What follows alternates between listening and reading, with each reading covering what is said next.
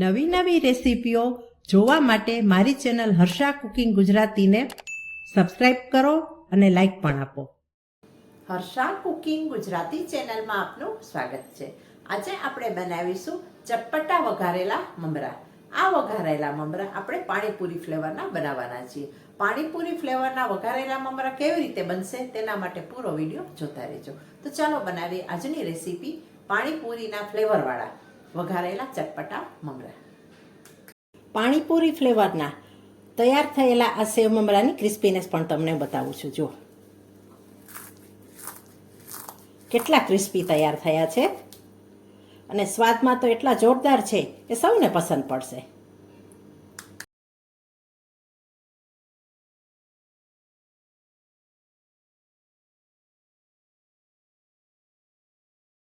પાણીપુરીના સ્વાદના વઘારેલા સેવ મમરા બનાવવા માટે અહીં મમરા લીધા છે.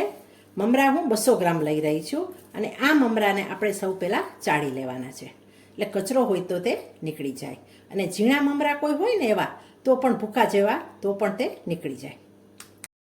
મમરા ચાળવા માટે ચોખા ચાળવાની ચાળણી આવે છે તે લેવાની છે અને તેમાં આપણે મમરા ચાળી લેવાના છે. જો ડસ્ટ કે હોય ને ઝીણો ભૂકો તો એ નીકળી જાય.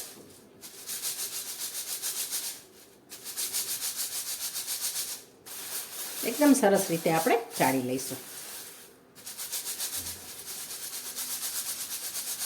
મમરા ચોખ્ખા હોય ને તો વધારે ભૂકો હોતો નથી. જુઓ આટલો જ નીકળો છે. હવે આપણે મમરાને સૌથી પહેલાં કોરા શેકી લઈશું જેથી મમરા એકદમ ક્રિસ્પી બને. મમરાને ચાળી લીધા પછી અહીં એક પેન લીધું છે અને ગેસને ચાલુ કરેલો છે.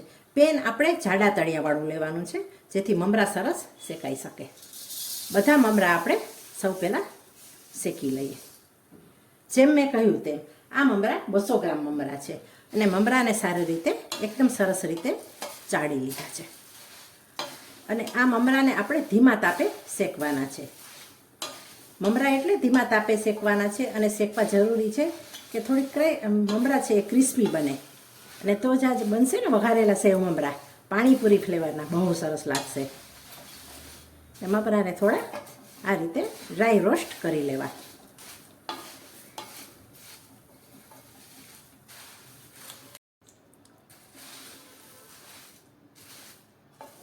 પાંચ મિનિટ આ રીતે મીડિયમથી ધીમા તાપ પર શેકતા શેકતા મમરા સારી રીતે શેકાઈ ગયા છે. જો બતાવું છું હું તમને. ગેસને અહીં આપણે બંધ કરી દેવાનો છે. જો કેટલા સરસ આવા આપણે મમરા શેકવાના છે. હવે આપણે સેવ મમરામાં નાખવા માટેનો એક સ્પેશિયલ મસાલો તૈયાર કરી લઈએ. એક નાની વાટકી લઈએ અને તેની અંદર 1 ચમચી શેકેલા જીરાનો પાવડર, 1 ચમચી પાણીપુરી મસાલો, 1 ચમચી સંચળ,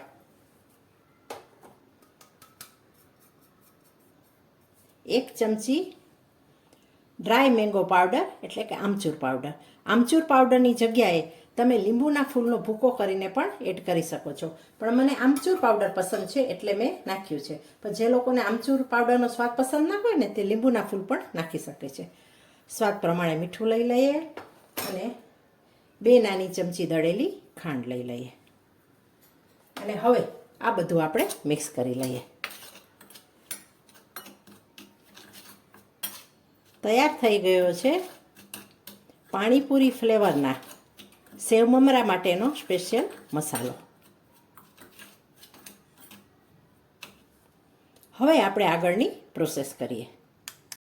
હવે પછીના સ્ટેપમાં અહીં આપણે પેનમાં તેલ ગરમ કરવા મૂક્યું છે. તેલ ગરમ થાય એટલે આપણે બધી વસ્તુ એક પછી એક તળવાની છે. કઈ કઈ વસ્તુ તળવાની છે તે જેમ જેમ હું તળતી જઈશ તેમ તમને બતાવતી જઈશ. અહીં મૂકી આપણે જાળો. તેલને આપણે એકદમ ગરમ થવા દેવાનું છે અને સૌથી પહેલાં આપણે સિંગદાણા નાખી દઈએ અને તળી લઈએ. સિંગદાણા આ રીતે જાળામાં નાખી અને તળવા મૂક્યા અને સિંગદાણા ફૂટો આવ્યા છે. જુઓ જેવા સિંગદાણા ફૂટી જાય ને તેવા આપણે કાઢી લેવાના છે. અવાજ આવી રહ્યો છે ફૂટવાનો. હવે સિંગદાણા સારી રીતે તળાઈ ગયા છે.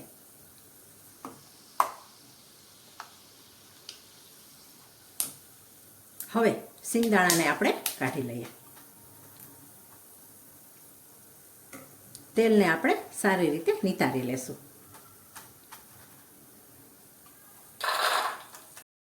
સિંગદાણા તળાઈ ગયા પછી અને કાઢી લીધા પછી આપણે ઉમેરીશું 1 વાટકી મીઠા લીમડાના પાન. મીઠા લીમડાના પાનની ડાળીઓ અલગ કરી લીધી છે અને તેને સારી રીતે ધોઈ અને આપણે કોરા કરી લીધા છે. આપણે તેને પણ ઉમેરી દઈએ.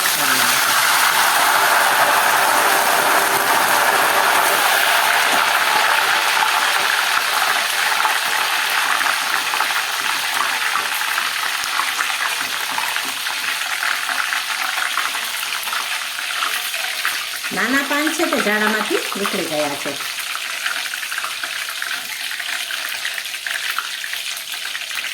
આ પ્રોસેસ આપણે ધુમાડા નીકળતા તેલમાં જ કરવાની છે એટલે એકદમ સરસ રીતે ફ્રાય થઈ જાય.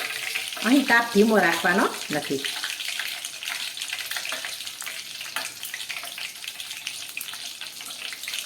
જુઓ, મીઠા લીમડાના પાન તળાઈ ગયા છે. હવે તેને આપણે કાઢી લઈએ અને જે અંદરથી નીચે રહ્યા છે ને એના માટે આપણે ગેસ ધીમો કરી દઈએ. અને નાના પાન હતા એટલે બહાર નીકળી ગયા છે જાળામાંથી, પણ કંઈ વાંધો નહીં, આપણે આ રીતે લઈ લેવાના. અને મેં કહ્યું તેમ માત્ર પાન જ લેવાના છે, ડાળી આવવી જોઈએ નહીં.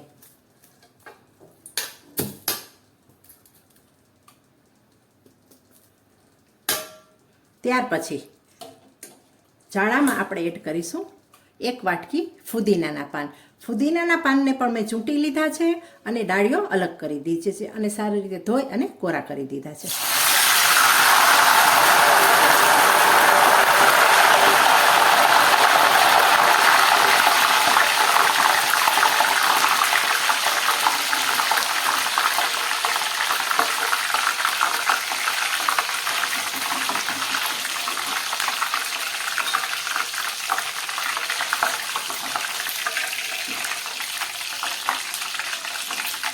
આ તળવાની પ્રોસેસ કરતી વખતે મીઠો લીમડો, પુદીના, કોથમરી પણ તળીશું અને લીલા મરચાં છાંટા ન ઉડે તેનું ધ્યાન રાખવાનું આપણને.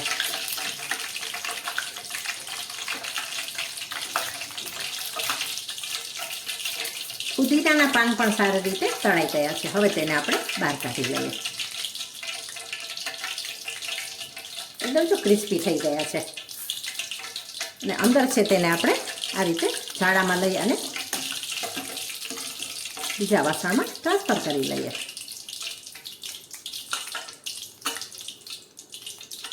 આ વસ્તુ આપણે જે ફ્રાય કરીએ છીએ ને તે ક્રિસ્પી થવી જોઈએ.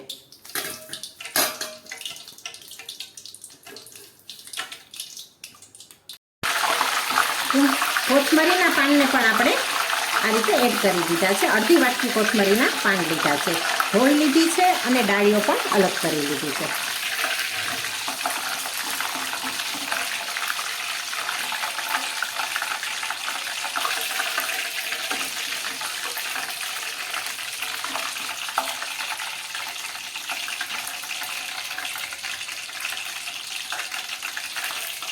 જુઓ, કોથમરીના પાન પણ સારી રીતે તળાઈ ગયા છે. તેને પણ આપણે કાઢી લઈએ.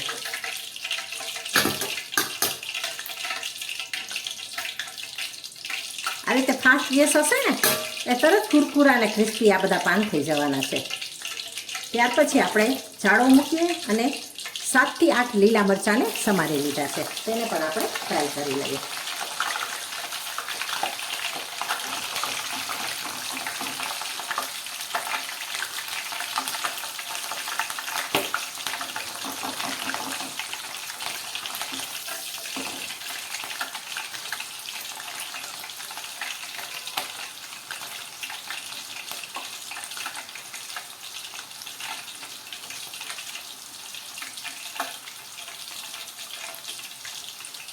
જુઓ, લીલા મરચાં પણ સારી રીતે તળાઈ ગયા છે.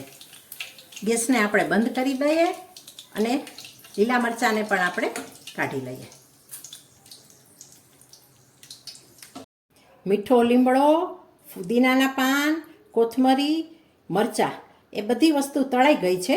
તો હવે આપણે મિક્સર જારમાં એડ કરી અને તેનો એક પાવડર બનાવી લઈએ. તળેલા લીલા મરચાં, મીઠો લીમડો, ફુદીના અને કોથમરીને તળ્યા પછી આપણે પાવડર બનાવી લીધો છે. હવે તેને આપણે એડ કરી દઈએ મમરામાં. મમરા અત્યારે ગરમ છે.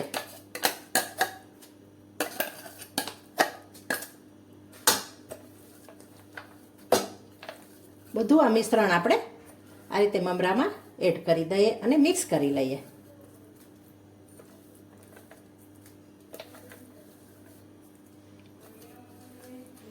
બધું લઈ લેવાનું છે અને ત્યાર પછી આપણે સારી રીતે હાથની મદદથી મિક્સ કરવાનું છે.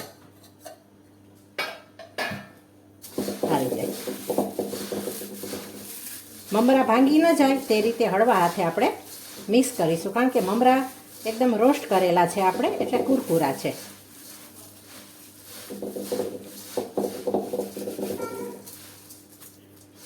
એકદમ સરસ રીતે આપણે મિક્સ કરી લઈએ. ગ્રીન મસાલાની પેસ્ટ મિક્સ કર્યા પછી આપણે ઉમેરીશું સેવ, ત્યાર પછી તળેલા બી અને તૈયાર કરેલો મસાલો. તૈયાર કરેલો મસાલો માપનો જ બનાવેલો છે, એટલે બધો જ એડ કરી દેવાનો. આ બધું નાખ્યા પછી આપણે મિક્સ કરીએ.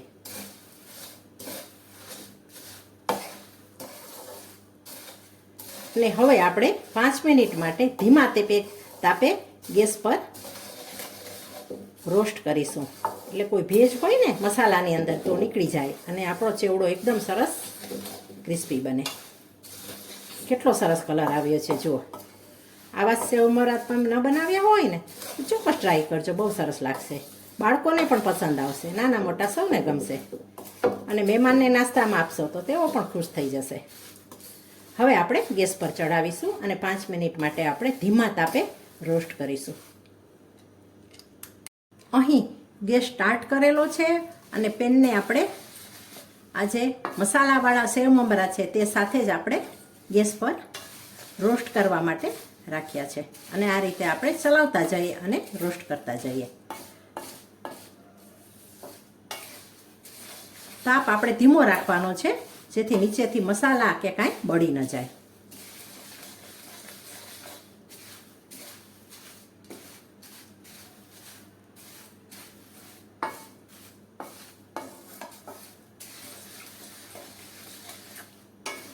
આ રીતે ઉપર નીચે કરતા જવાનું છે અને આપણે શેકતા જવાનું છે.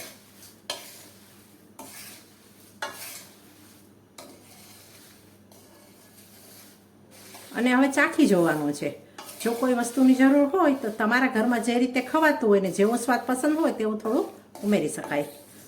અત્યારના સ્ટેજે પાછળથી પછી ઉમેરી શકાશે નહીં, પણ અત્યારે ગરમ થાય છે ને ત્યારે જ ઉમેરી દેવાનું. ખાંડ વધારે જરૂર હોય, નિમકની વધારે જરૂર હોય તો એ રીતે ઉમેરી શકાય. લીલા મરચાં નાખેલા છે એટલે મરચાંની ભૂકી અહીં નાખવાની જરૂર નથી.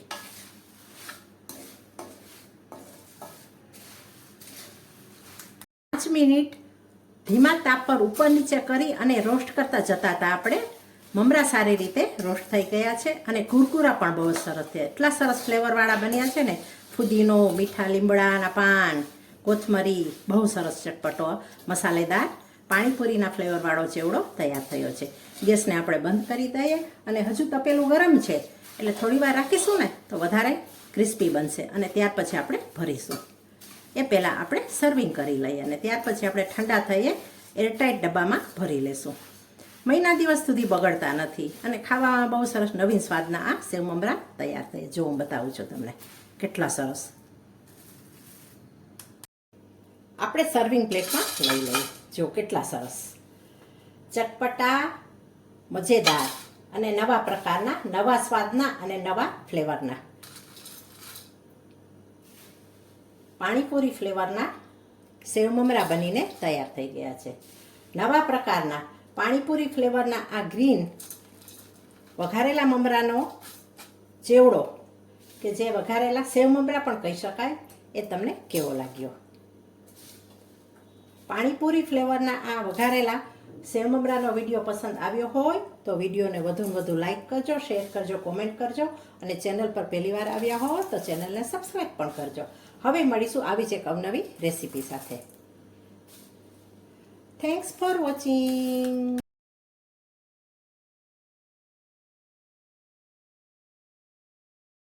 પાણીપુરી ફ્લેવરના તૈયાર થયેલા આ સેવ મમરાની ક્રિસ્પીનેસ પણ તમને બતાવું છું. જો